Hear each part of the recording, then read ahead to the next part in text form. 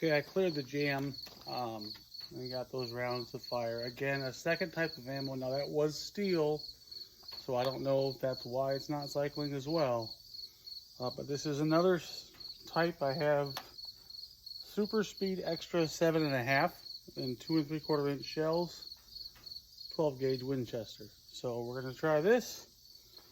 So I've tried 3 different types of ammo, and if it doesn't cycle, then we know there's a problem. Let's see. Safety off.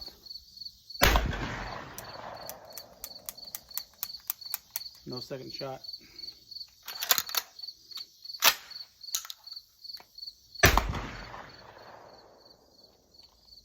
Yeah, same stuff.